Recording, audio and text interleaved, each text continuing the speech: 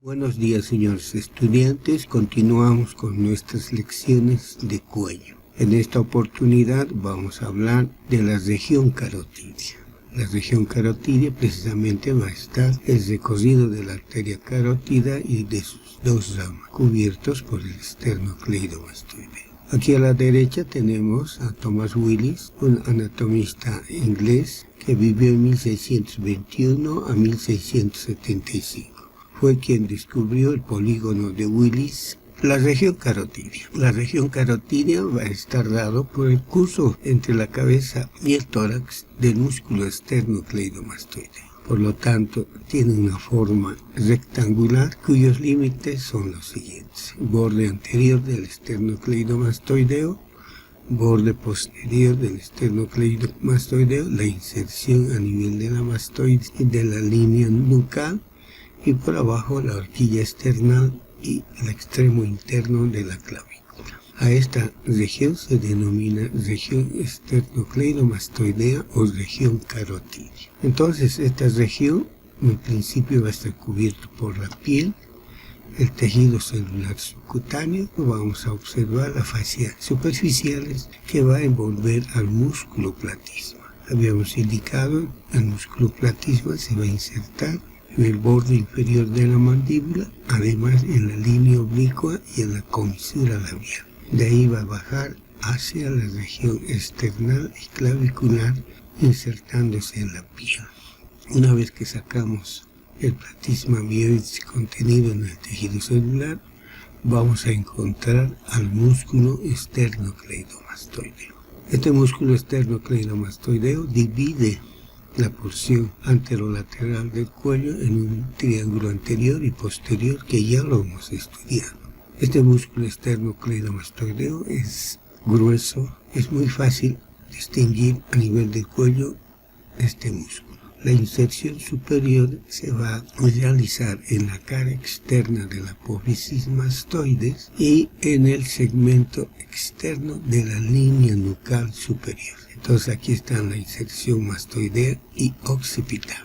En la parte inferior vamos a ver que se divide en dos fascículos, un fascículo anterior que se va a insertar en la cara anterior del manubrio external y otro fascículo clavicular que se va a insertar en el borde posterior del extremo interno de la clavícula. Es por eso que se llama este músculo esternocleidomastoideo occipital. Su nombre quedó corto. Este músculo va a estar inervado por el 11º par, la rama espinal. Su acción es inclinar la cabeza, por eso se denomina también músculo de la humildad, y la contracción unilateral va a permitir la lateralidad del cuello y la cabeza. Una vez que hemos cortado el músculo esternocleidomastoideo, vamos a ver la arteria carótida. En el lado derecho se va a originar del tronco brachiocefálico, y esta bifurcación del tronco en arteria carótida común derecha y arteria subclavia derecha lo va a hacer a nivel de la articulación esternoclavicular. En el otro lado, en el lado izquierdo, la carótida se va a originar directamente del callado de la aorta. Por lo tanto, la carótida izquierda va a tener un segmento de 4 centímetros intratorácico. Su relación anterior va a estar dado por el peto externo costal, su relación posterior con la arteria subclavia izquierda, medialmente por la tráquea, el esófago, y lateralmente por el pulmón. A nivel de la articulación esternoclavicular, las dos carótidas van a tener las mismas relaciones. Entonces, desde la articulación esternoclavicular hasta la cuarta vértebra cervical es donde se va a producir la bifurcación. En este recorrido, como podemos ver acá, no hay ninguna rama colateral. Su relación más próxima va a estar dado externamente por el tendón intermedio del omoioideo. La arteria, por lo tanto, va a recorrer un conducto denominado conducto fibroso o cervical de la arteria carótida común para diferenciar del conducto carotídeo óseo que está en la región petrosa del hueso temporal. Entonces debemos nosotros delimitar este conducto. El conducto carotídeo fibroso va a tener una forma cuadrilátera, es decir, va a tener una pared anterior que va a estar dada por la cara posterior de la glándula tiroides. Va a tener una pared medial que va a tener dos segmentos, un segmento superior dado por la laringe y la faringe y otro segmento inferior, como vemos acá, que va a estar dado por la tráquea y el esófago. Un segmento posterior que va a estar dado por las apófisis transversas de la cuarta, quinta, sexta y séptima y los músculos prevertebrales y escalenos. La pared lateral va a estar dada por el esternocleidomastoideo. En este conducto, como podemos ver, la arteria carótida común va a estar acompañada de la vena yugular interna y del nervio vago. Es por eso que se denomina paquete vasculonervioso. Entre el esófago y la tráquea vamos a ver al nervio laríngeo inferior o recurrente. Entonces este segmento del conducto carotídeo está exclusivamente para la arteria carótida común. En un recorrido, cuando ya se ha bifurcado la arteria carótida interna, va a continuar a partir de la tercera, segunda y primera vértebra cervical en un espacio denominado laterofaringio. Este espacio laterofaringio va a estar dividido por un tabique denominado ramillete desviolado. Este ramillete desviolado va a estar dado por tres músculos, el estilo ioideo, el estilo gloso y el estilo faringio, y dos ligamentos, el estilo mandibular y el estilo ioideo. Entonces, a nivel ya craneal, entre el borde inferior de la mandíbula y la base del cráneo, este ramillete va a dividir en dos espacios, el espacio preestiloideo y la celda parótida. En la parte posterior, el espacio retroestiloideo. Entonces, el espacio preestiloideo va a estar dado por un borde anterior que está formado por la rama mandibular, el músculo pterigoideo interno, una pared interna dada por la faringe, posterior dado por el ramillete desviolado. Aquí vamos a tener al esternocleidomastoideo, el vientre posterior testigástrico, el estilo ioideo y el estilo gloso.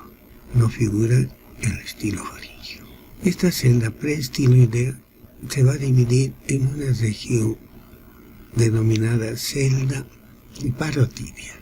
Recordemos, habíamos indicado que la celda parotidia tiene una pared anterior que va a estar dado por el músculo macetero, la rama mandibular y el músculo pterigoideo interno. La pared lateral va a estar dado por la fascia, el tejido celular y la piel. Y la pared posterior por la apófisis mastoides, la inserción del músculo esternocleidomastoideo, el estilo ioideo y el ligamento estilo ioideo. Esas son la pared posterior. ¿Qué es lo que debemos resaltar? Una vez que se haya realizado la bifurcación de la arteria carótida común, la carótida externa va a entrar en la celda parotidia. En cambio, la carótida interna, que es continuación de la carótida común, va a ingresar a esta celda retroestiloidea.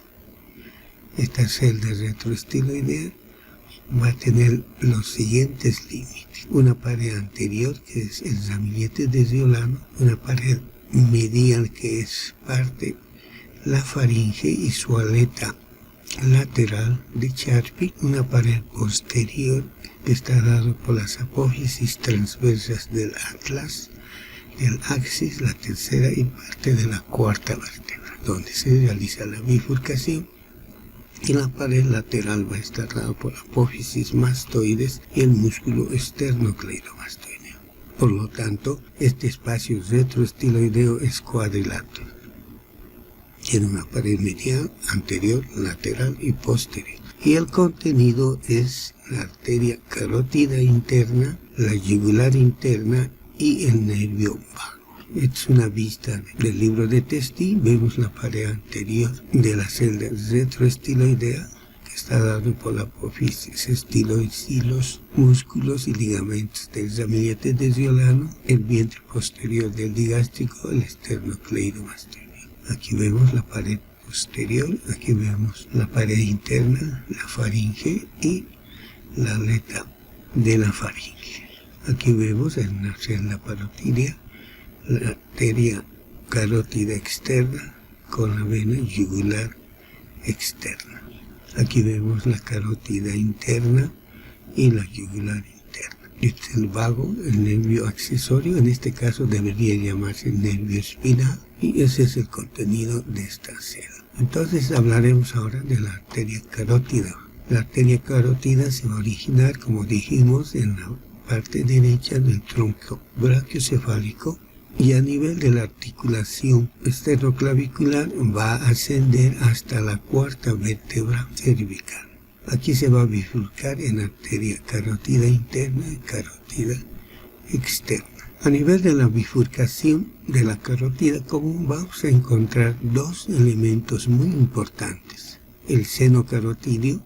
Este seno carotidio es simplemente una dilatación de la carótida interna. Este seno carotidio, cuando la presión sanguínea baja, el seno carotidio va a colapsar. Por lo tanto, va a enviar a través del nervio vago y del glosofaringio, que se denominan ramas carotídeas, al centro cardiocirculatorio para que aumente la frecuencia cardíaca y por lo tanto aumente la presión arterial. Es por eso que al seno carotidio se los llama varoreceptor. Entre la carótida interna y la carótida externa vamos a ver el cuerpo carotidio, también denominado corpúsculo carotidio o globus carotidio.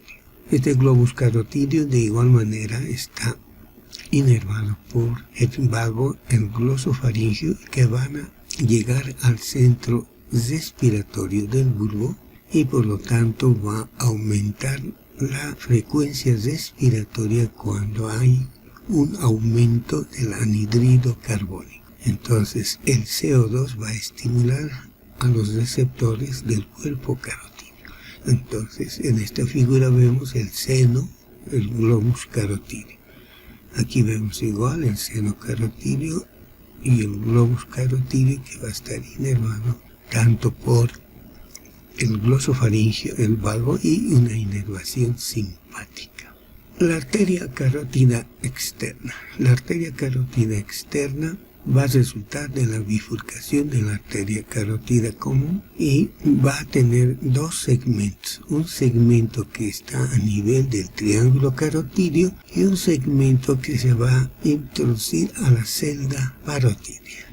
En este segmento del triángulo carotidio va a emitir sus ramas colaterales. Aquí vemos al músculo digástrico, que nos va a dividir en un segmento superior y en un segmento inferior.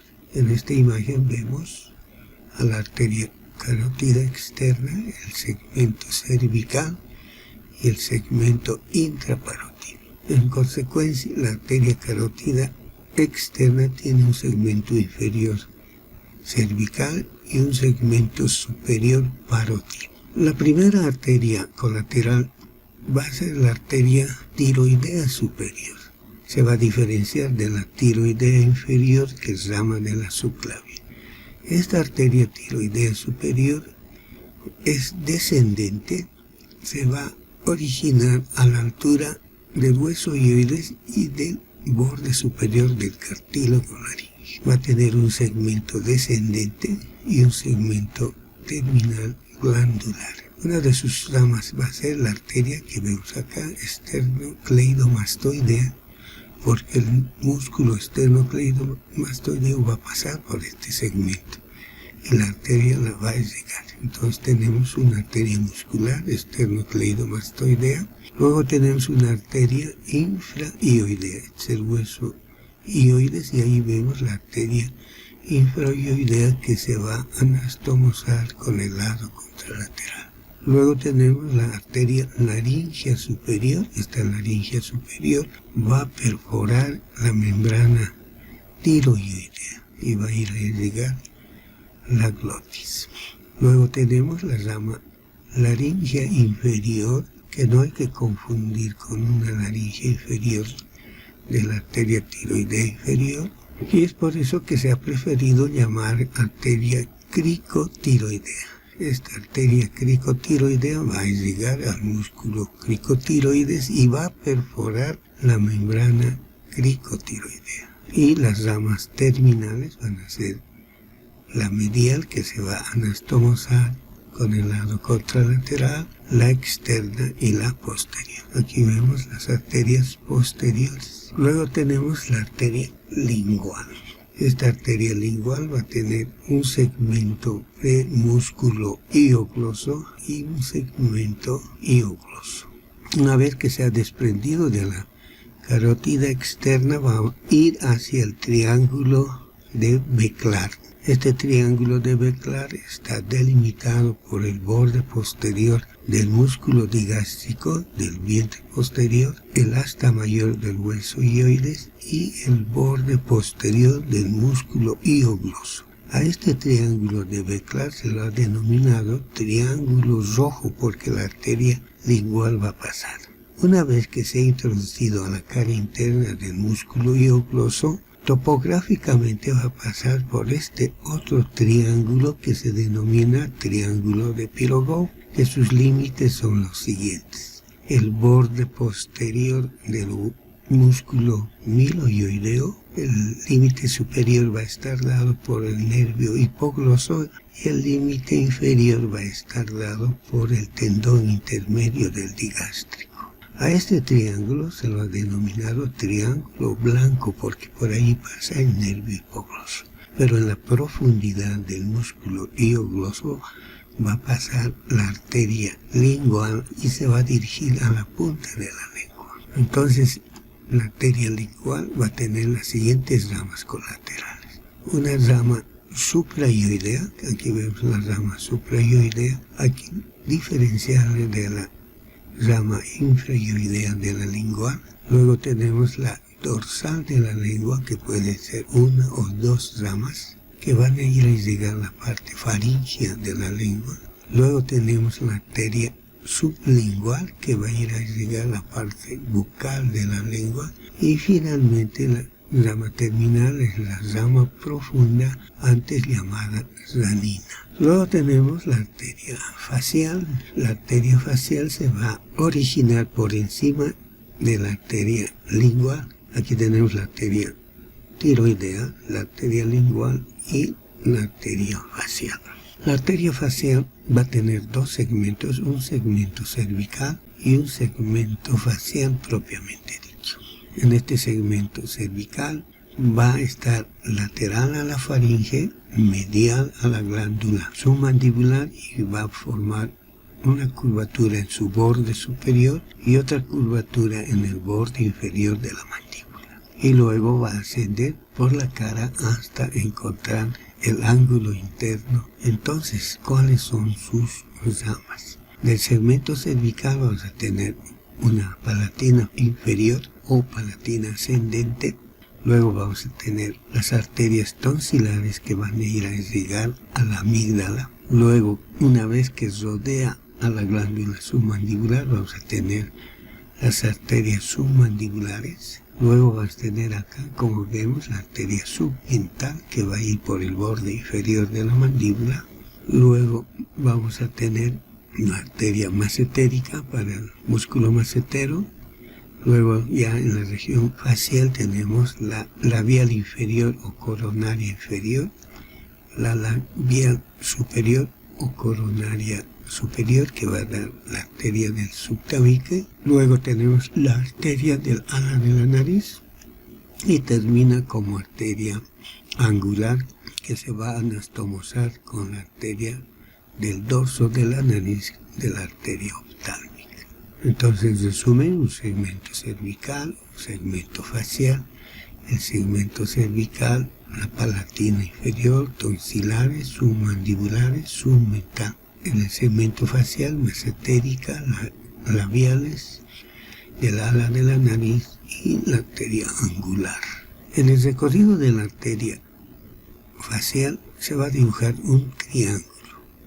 A este triángulo se lo ha denominado triángulo de la muerte, que tiene el límite lateral, los vasos faciales, y el límite inferior para algunos autores está dado por el labio superior y otros por el borde inferior. Se denominó triángulo de la muerte porque cualquier herida que se encontraba a nivel de este triángulo podía ser drenado el foco infeccioso hacia las venas faciales, y estas venas faciales tienen anastomosis con las venas oftálmicas, y estas van a drenar al seno carotídeo y producirse una meningitis, y el paciente podía morir porque no había antibióticos. Las ramas posteriores son dos: la arteria auricular posterior y la arteria occipital. La arteria occipital va a ser una de las primeras ramas, que va a tener un segmento premastoideo y un segmento mastoideo y un segmento occipital. Se va a dirigir hacia atrás, hacia la cara interna de la apófisis mastoides. Va a estar separado de la inserción del vientre posterior del digástrico por un relieve óseo denominado yuxtamastoide, y finalmente detrás de la apófisis mastoides va a ir a irrigar la porción occipital. Entonces, en su recorrido vamos a tener las siguientes ramas: una rama para el músculo esternocleidomastoideo, una rama cervical posterior, una rama para el conducto estilomastoideo, un ramo meningio y finalmente en el segmento occipital una rama externa y una rama interna. Esta arteria tiene un músculo que lo va a acompañar, que es el vientre posterior del digástrico, y por eso se considera a este músculo satélite de la arteria occipital. Luego vamos a tener la arteria auricular posterior, para diferenciar de las arterias auriculares anteriores de la temporal superficial. Esta arteria auricular posterior tiene un segmento inferior cervical y un segmento superior retroauricular. En su recorrido va a dar arterias parotidias, porque está en la parte posterior de la celda parotidia, ramos musculares. Si la arteria occipital no da la estilomastoidea, la auricular posterior se va a encargar de dar esta arteria. Y finalmente, en el segmento retroauricular vamos a tener las arterias auriculares posteriores para el pabellón y las arterias mastoideas. Este recorrido inferior va a estar acompañado por el músculo estiloioideo. Entonces, su músculo satélite es el músculo estiloioideo. Y finalmente tenemos la arteria faríngea ascendente o meningiofaríngea. Esta arteria faríngea ascendente es profunda, va a estar pegada a la cara lateral de la faringe y va a ascender. En ese recorrido va a dar musculares para la faringe, musculares para la región prevertebral como el largo del cuello, una timpánica inferior, y va a terminar como meningia posterior. Y es por eso que se le denomina faringia meningia o faringia ascendente. Una vez que ha ingresado la arteria carótida a la región parotidia, va a dar sus ramos terminales, la temporal superficial y la arteria maxilar, que lo hemos estudiado en región temporal e infratemporal.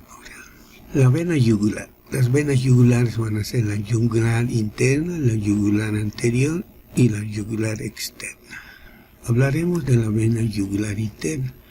La vena yugular interna se va a originar en el golfo de la vena yugular, que se encuentra en el agujero rasgado posterior o lacerado posterior. Ya va a recoger todo el drenaje venoso de la cavidad craneal y del encéfalo. Por lo tanto, va a confluir el seno longitudinal superior, el seno longitudinal inferior, seno recto, van a confluir los senos petrosos superior y finalmente a nivel de la prensa de erófilo va a formar el seno transverso o sigmoide para salir por el agujero rasgado posterior y formar la vena yugular interna. Esta vena yugular interna va a acompañar a la arteria carótida interna en el segmento superior, en el espacio laterofaringeo, y a la arteria carótida común en el conducto fibroso del cuello, conducto carotídeo. ¿Y cuáles son las tributarias de la vena yugular interna? En la parte superior tenemos al seno petroso inferior, a la vena petrooccipital, al carotídeo, al condilio anterior y faringeo. En la parte media vamos a tener al tronco tirolingofacial. Este tronco tirolingofacial es la anastomosis de la vena facial, lingual y tiroidea. A veces simplemente puede ser el tronco lingofacial y drenar independientemente la vena tiroidea. Ya en el segmento inferior vamos a tener la tiroidea media y el drenaje de la vena yugular anterior. En el recorrido de la vena yugular interna se va a formar el triángulo de Farabee. Este triángulo de Farabee está dado por el borde de la vena yugular interna, por el tronco tirolingofacial y por el nervio hipogloso. El contenido es las ramas colaterales de la carótida externa y la bifurcación, por supuesto, de carótida interna y externa. Algunos autores, como el Lataché, también nos indican que aquí se encuentra el triángulo de Guyon, que tiene los mismos límites de la vena yugular interna, el tronco tirolingofacial, y el límite superior sería el vientre posterior del digástrico. El contenido, además de las arterias colaterales de la carótida externa, sería el nervio hipogloso. Luego tenemos a la vena yugular externa. Esta vena yugular externa es la que observamos fácilmente y está cruzando a manera de X al músculo esternocleidomastoideo. Esta vena tiene su origen, de acuerdo a la escuela latina, por la anastomosis de la vena temporal superficial y la vena maxilar. Va a descender hasta ir a desembocar en la vena subclavia. Los anglosajones indican que el origen de la vena yugular externa está dado por la anastomosis de la auricular posterior y de la vena retromandibular. Entonces aquí hay una diferencia. La escuela latina, el origen es más superior y está dado por la unión de la temporal superficial y la vena maxilar. En cambio, por los anglosajones está dado por la vena auricular posterior y la vena retromandibular. Entonces esto hay que tener cuidado cuando se lee Testi-Rouvier en relación con el Snail, el Moore, el Gray y el Gardner. Luego va a descender por la cara externa del músculo esternocleidomastoideo para entrar en el triángulo posterior y desembocar en la vena subclavia. ¿Cuáles son los afluentes? En la parte superior van a ser las venas occipitales, las venas auriculares posteriores, en la parte inferior las venas supraescapulares y posteriores. Entonces esas son las ramas, las afluentes de la vena yugular externa.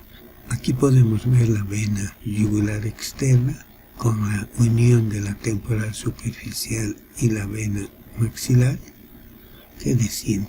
En este caso tendríamos dos segmentos, un segmento superior y un segmento inferior.